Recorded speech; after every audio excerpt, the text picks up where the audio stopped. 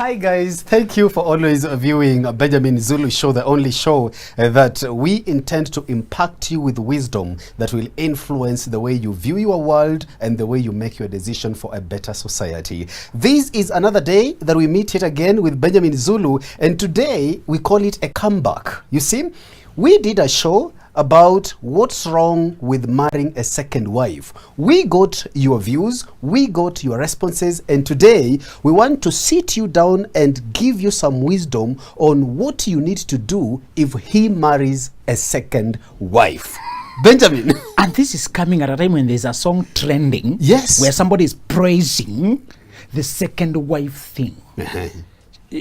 An artist, anyway, artists can sing for entertainment, but the songs they sing promote a certain narrative. It's a social media. They are picking a certain view and promoting it.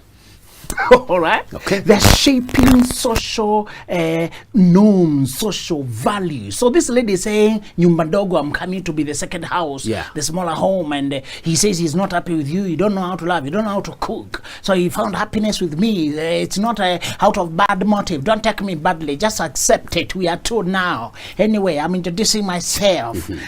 That is the gist of the song. And what I am embarrassed, Bromo. We are still talking about two women fighting over one man. I want to know, who is he to deserve two women? Who is he? Brahma, there's no honor, there's no respectability in lowering yourself to come and be the second in a man's life. First of all, I asked them several questions. People asked me to comment because there's a wave created by that song. People are thinking, people are praising it. So I asked him a few questions.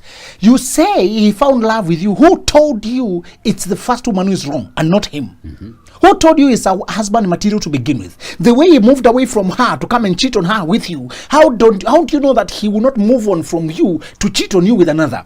Who told you he's stopping at the second woman and not the third, the fourth, the fifth, the sixth, and the eighth? Who told you he's not a stallion, a male horse in heat, mating with anything in his cuts? There's nothing honorable in saying, finally, I made him happier than you. So, the Bible says bread eaten in secret is sweet. Get married, that is a proper wife you're supposed to find your happiness with. But your lust will not find excitement in doing what is right. There's something about forbiddenness that it's exciting. When they write on paint, wet paint, don't touch. People touch. When they write, don't urinate here. That's where people pee. So that human rebellious instinct makes side chick traversing, grabbing another woman's man, entering into another marriage seem exciting. And you can even sing about it when it has just happened. As I told you, most artists are taking the position to act a role. They're not really, most of them, they're not doing it really, but they're promoting that narrative. They're saying, okay, I approve it. They're throwing it out there for people to find, to normalize it and comfort those who are doing it, that they're not doing unthinkable. In any case, it's even being sung, it's being talked about. It's something guys are doing. You understand? I despise a woman who thinks there's any honor in picking another woman's man and coming to destroy. So first of all, let's stop this discussion here. If you can come and brag, you think now you're bragging, right? Because he brought his lust to you, his greed to you. He stolen meat with you. I told you how foolish it is for the man to promote side chick to a wife and think that she will behave as a wife. But you and her were collaborating thieves. You were united. You are partners in crime, in doing something wrong. Now you want to make her the admin. I had a certain bank that caught a guy manipulating the systems and stealing money. And then they said, if we release him out there, he will collaborate with other thieves and steal more. Let us employ him. And I asked them, how much will you trust him after you've employed him? See, you have to give him duties. If you give him duties to code this system, to manage how much can you trust him? And banks operate at a very high level of trust. Exactly. So if you let him into your systems and you already know his capacity to steal, how much will you trust him? You cannot, a man, you know his capacity to steal because he's tall with you. How much will you trust him after now you have come in? How will you expect expecting to be faithful with you.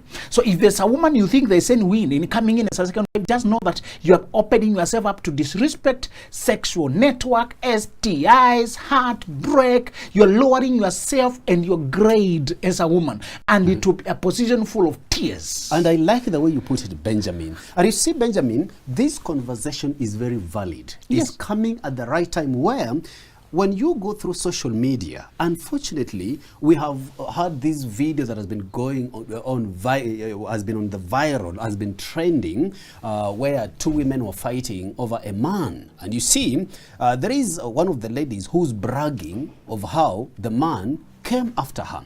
Now, I want you to talk to those women who are in that particular situation, who are feeling that after all, he's the one who came for me. I didn't look for him. You see, men have that tendency to go after anything that looks edible. Thank you.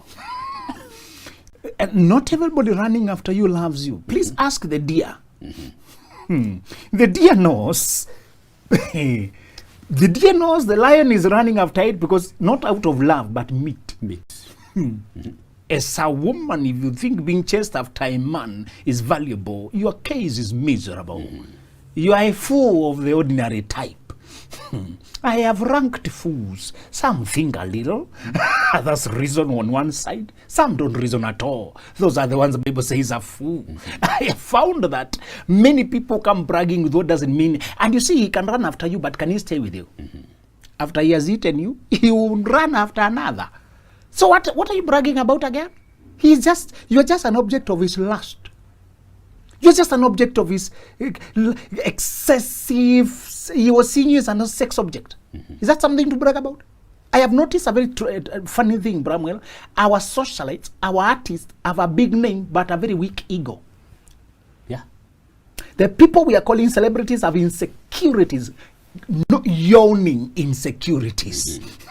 You find them fighting catfights that have no meaning over a man. So if the two of you fight over a man, you are despising yourself. So we are going to teach this woman what to do.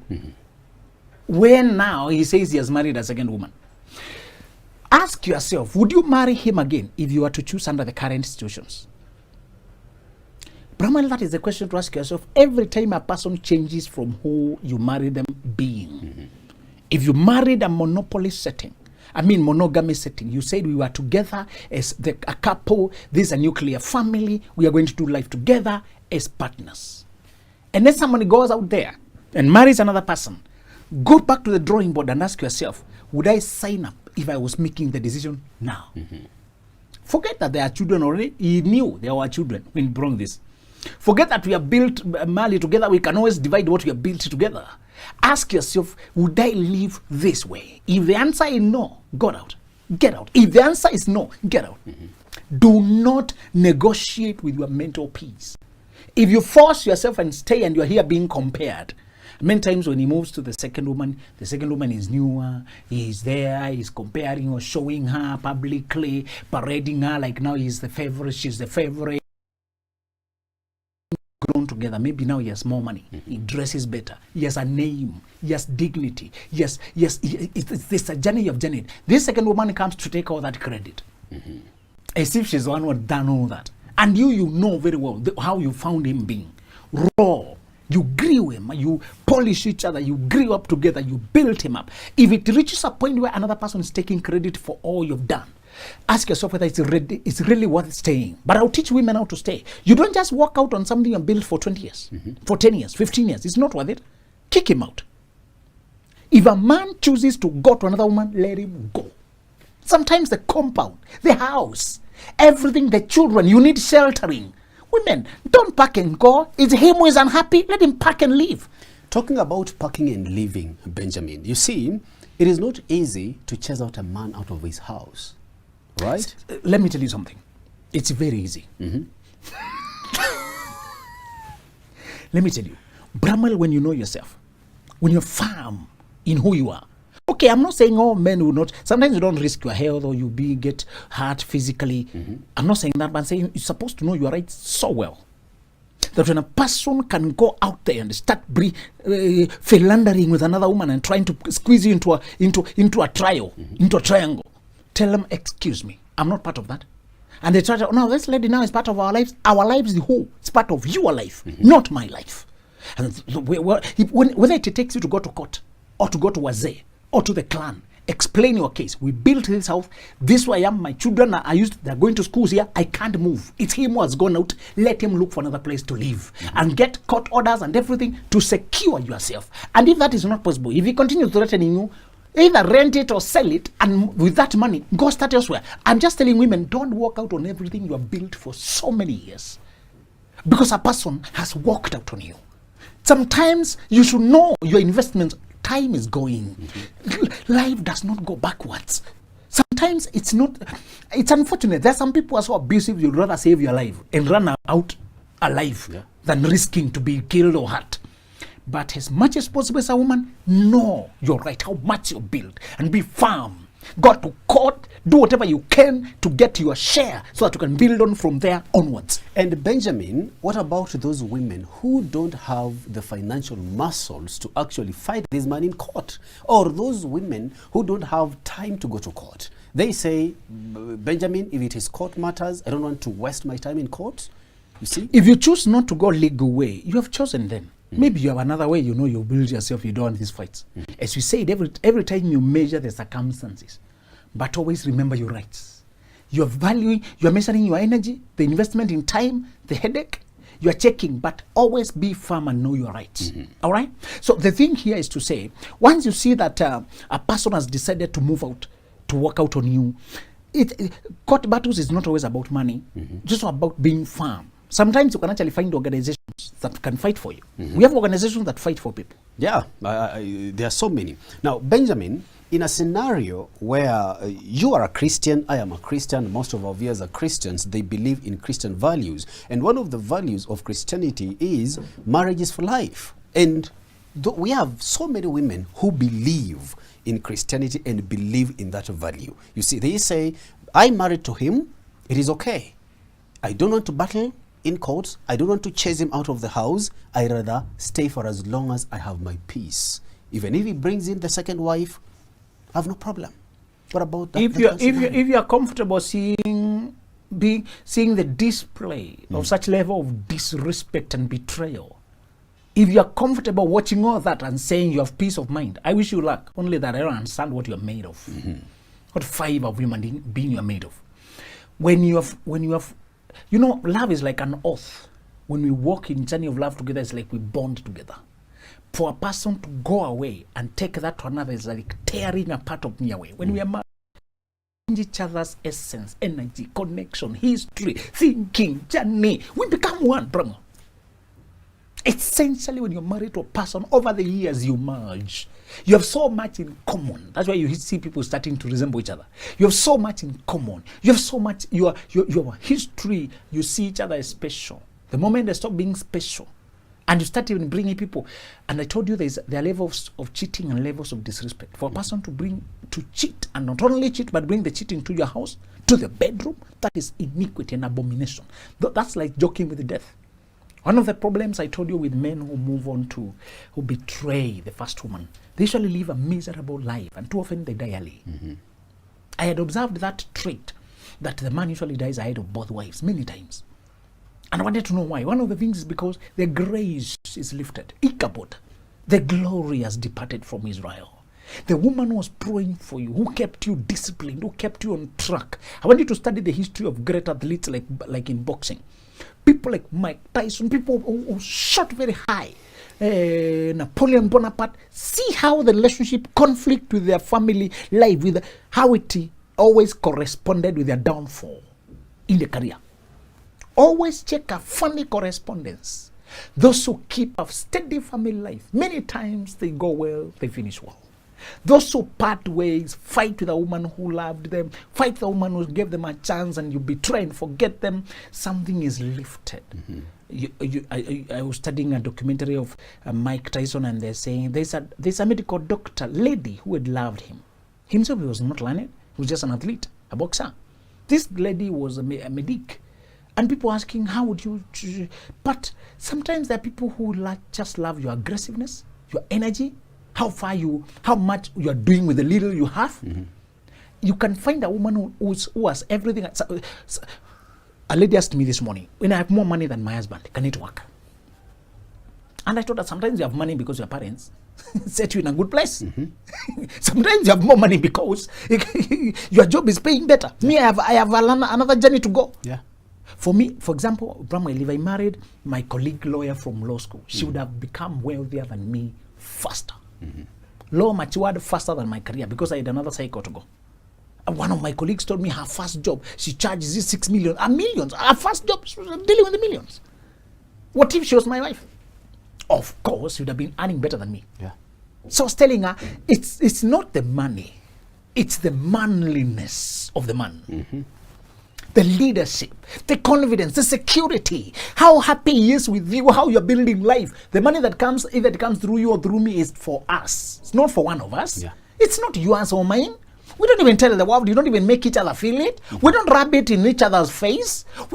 We are happy the money came. So I was telling you, when it comes to a point where a person has shown you that they have migrated from you, love is jealous. Love wanted you to be special to another. If they tear away, you can't say you'll have peace. You'll be depressed, you'll be despised, and you'll go down. Your mental health will collapse. It's not possible to say, I'll sit there and watch. The best thing is give yourself space. Give yourself space. So is divorce the only way to deal with this kind of scenario we're talking about? Sometimes people don't divorce officially. They stop doing life together. In paper, they don't go to court to dissolve it, but they tell them, do your life. Go do your life. Don't come near me. That's all. I've seen people who finish the rest of the journey that way. They said at this time in my life, I am not hoping to go start getting married elsewhere. But I don't want to see either a person who has already abandoned me near me. I'll do my life. Go do yours. So I've seen people, sometimes they go live elsewhere, I live elsewhere, and which arrangement I don't understand myself. I would rather have freedom, go left or right. I want to tell you this. You must never blame yourself for the actions of another person. When a person chooses to go away, when a person chooses to forget you, that is not your job, that is theirs. Now, Benjamin, talking about, I'm still revisiting the point you said that we need this kind of women, let your man go, you see, sent him away. Now, in a scenario where we cannot neglect the fact that we have children there. Yes. Now, as a mother, how am I going to explain to the children that indeed it is your father's fault that we are parting ways? You just explain to them, those who can understand. If they're too young, explain to them as they grow. Sometimes you may say, I will stay. There are mothers who stayed for the sake of the children. Yeah. And I always put it in quote, for the sake of the children. Because if your mental health is taking a hit, if you are unhappy, if there is tension, if you are crying, if you are sad and they see you miserable, they see you struggling, they see you stressed, you are confusing them about marriage. You are confusing them. Sometimes you can't shelter children from life, my friend. Yeah. The person who moved away knowing there was children. You're not going to reverse their negligence. What you can do is do the best in the circumstances, teach the children to be firm as well. When you walk out of disrespect, you are modeling to them how to stand for what is right. There comes a time even you yourself, you show them what is right. That is true. Yes. And I agree with you. And Benjamin, about the children here. Now, would it be actually a good thing for a mother to do exactly what you're saying to the children? Would she be sending a message to the children, indeed, your father is a cheat? It doesn't matter now. You know, it is him to portray his character. When a person decides to live a certain life, is it upon you to cover it? I'm not saying you keep exposing unnecessary, but I'm saying that's not your work to lie on his behalf. Do what you have to do. Let them see life as it is. As I told you, you should not imagine that you're going to cover your children from life and display what is not true. Let them see what is going on. Let them deal with it. And talking about dealing with it, Benjamin, the reason I asked that question is, you know, you can fail as a husband, but I'm sure you cannot fail as a father. Same scenario where we have people who are good husbands, but they're poor dads. You see, how do we juggle between these particular characters or these particular responsibilities? There are people, I'll tell you that those roles are intertwined. I cannot imagine a place where I love my wife and I neglect my children. How? Unless we both of us have neglected the children. The children are part of our lives. The best way to show children you love them as well is how you treat their mother, how you model to them that we are united to lead you guys. So you're not supposed to split those roles as much as possible. But if the marriage is disintegrated and you still love your children, let them access their children. Let them access their children. Let them talk. Let the children spend some days there, some days here. It's true that people are nice to the children, unfortunately, and they are not nice to the mothers. Although we know sometimes the marriage just fails on its own. And you find these people who are never compatible. Getting married was a mistake. You might find sometimes it's the woman who is very toxic. And you want to be in the life of your child. Sometimes you find that the union is just impossible. There's no harmony, there's no unity. When you come together, it's fighting. When you come together, it's arguing. So in that case, I strongly encourage that be there for your child, befriend your child, journey with them from whatever distance you can. But don't force the marriage, and then you have to fight in the child's sight. You're hurting them, you're scarring them, you're confusing them about marriage now. It's a bigger confusion when they see the parents fighting and they wonder what did they do wrong, what can they do to stop the fighting. Yeah. And I agree with you, Benjamin, all that you're saying. You see, I always say that marriage always operates at the first level. Exactly. You put money at the first level, your marriage will automatically fail. Exactly. You put anything that you own at the first level, even children at the first level, your marriage will fail miserably. You're right. Now, Benjamin, in a scenario where a woman says, okay, Benjamin, I have no problem with having the second wife. No problem. If for you polygamy works for you, go on. But for the rest of us who have a firm core sense of what we deserve in life, that we are not a half a human being to be combined with another half to be enough for another one.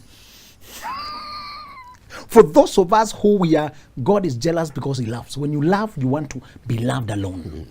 Those of us who are jealous because we love sincerely. That's the people we are representing today. Okay. Yeah. Now, apart from divorce, continue talking to these women. Is there any other option left for them? Sometimes you are so far away from each other that you're another. So if you can move to another city and build yourself, move. If you can fly abroad, some people fly abroad. Others, they do what you want to give yourself happiness. Remember, we said the goal is to be happily single or happily married. Never miserably single or miserably married. Avoid misery. Life has its own difficulties. You should go home to rest and peace and sleep. You should go home to laughter and relaxation. When you come from the wars of the world, the reason people are living difficult lives and dying and depression and illnesses and many conditions that you attract when you live a stressed life. Try to have peace at home, even if you can't peace elsewhere. You cannot have peace out here, as much as possible. Home, try to be at peace in agreement. Make sure the person at home is your friend. Make sure the person at home.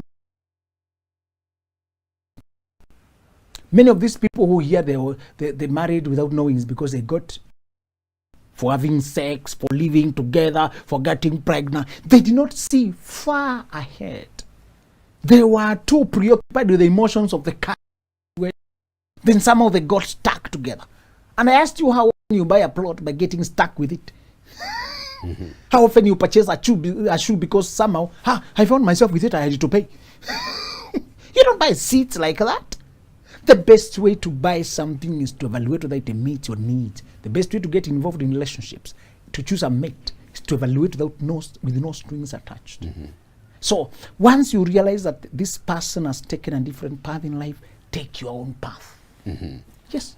And you see, Benjamin, the other day I just wrote an article about what you are actually saying, and I was telling people, the moment you know what gives or makes you happy, you'll stop looking forward to people making you happy. Yes. Now, in this scenario where this woman says, after all, I know what makes me happy, so I don't care what my husband does outside there, what happens?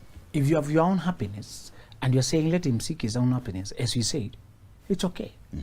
But Bramwell, as I told you, a person you are intimately, if you are intimately involved, if you are partners, if you are wife and husband, I care how you treat my trust. I care how you carry yourself and how you safeguard our love. We have a covenant together.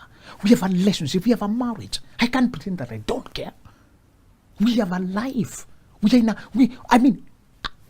When you are preserving yourself for a person, truly you care whether they're also preserving themselves for you. It should go two ways. When I am committed to you, committed. When you've broken the commitment, what am I staying committed to? Marriage is not a shell or history or a wedding we did or a certificate seated somewhere. Marriage is what we are doing now. Are we still in the union? Those who stay, I stay because God hates divorce. The guy has since left. There's no marriage here. God cannot blame you for the actions of another. No. In fact, the Bible itself allows you to walk out on grounds of infidelity. When a person marries another, even God allows you to walk out. The Bible itself allows it.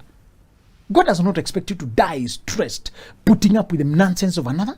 That's not true. So we are saying the basic principle here is learn to safeguard your mental health. Don't arrive heaven too soon. Don't die too soon. Don't go to an early grave because you try to accommodate the actions of another. Many people, Bramwell, are dying for marital stress, for betrayal. And the society will never acknowledge it. Yeah. They will mention the conditions that took you out. You know, the chest problems, the heart problems. Whatever was brought by the depression, that's what they will blame. They will write on the eulogy. Hospitalized, A, B, C, D. But close people know that person was taken through hell. They died because of the abuse. And I told you of guys I have seen being driven to early grave by the women. And they will not own it. They will not admit it. Once you realize you're with a toxic person, don't let them ruin your life. Save your life. Those men, talking of toxicity, those men who move out to go look for the second wife, are they narcissistic? I keep telling people, don't look for diagnosis. Just decide whether you can put up with this behavior or not. Sometimes narcissistic is technical. I need to give you a few elements for you to diagnose it. But I always ask, once you realize you can't live with this, the person is unfaithful, the person has walked out. Don't worry about diagnosis. Good. Benjamin, marriage as an institution is bigger than individuals. Yeah. Right? Yeah. Now, if marriage is bigger than the individuals, it is upon these individuals to respect the institution. Yeah. And that is why I agree with you on these matters that you're saying. Yeah. Okay? Now, should we make it easy for those women who their husbands went out for one or two reasons, cheated, Yeah. they came back, told the wife, you see, this and this happened, maybe I impregnated a girl, maybe this, I feel I need to marry a second wife. Should we make it easy for them to walk out of the institution? We must never prohibit people from making the decisions they need to make in this life. Whether as a church, as a community, as families, as societies, as whatever. Allow people to do what they need to do to preserve their well-being. Let's not restrict, oh, you're my sister, I can't allow you to divorce, stay there. What if she dies there? You know, I am your pastor, I am ordering you to stay there, we are praying for the next 20 years. Surely. The thing is, once the person has decided this is not working for them, if you love them, support them. Support the women. Let's allow the men, the women, those who need to preserve their well-being, their sanity, their mental health. Those who need to preserve themselves by walking out of people who have already turned into their enemies. Let's allow them. Okay. Would you advise the same to men whose wives or women have walked out or cheated? Cheating is different than marrying another person. Sometimes when people cheat and they realize and they repent, you give them a second chance, you see whether they have changed. Okay. You understand? We don't always walk out. But if a person not only cheats, but brings that person here to become permanent in their life, that's what we are saying. They are telling you that you're no longer important. You're not enough for me. So why would you stay when you're being told you are only a fraction of a human being? That's the thing we are saying. When a person is not repentant, they're actually making that permanent in their lives. They're bringing another person. Mind your own life. Yeah. And I like it. Talking about repentance, Benjamin, is repentance part of, or would you take a man who comes and formalizes instead of all the shenanigans he's doing out there, comes, sits you down, tells you this is what has been going on and I wish us to formalize. Give me the permission to go ahead. I'll give you permission to go ahead and me and go out. This is very clear, Bramwell. It doesn't matter whether you tell me or you don't. Conversion is part and we encourage it. Let me be in the know that you've already chosen another path, but I'm not obliged to stay. And let's tell those people who have been wounded and cheated on. Just because a person is saying sorry, but they have not changed, does not mean you're obligated to stay. Make your Remember how you reason. Would I choose this person if I was to choose afresh? Would I choose this arrangement? Would I allow to be second wife? Would I allow to be there when this person is moving everywhere? Would I? If the answer is no, for the sake of your mental peace, walk out. Let them now live the life they have chosen. Yes. There you have it, guys. Walk out. You now have a decision to make, as Benjamin says it. Remember, marriage as an institution is bigger than the individuals in it. Choose wisely. See you next time.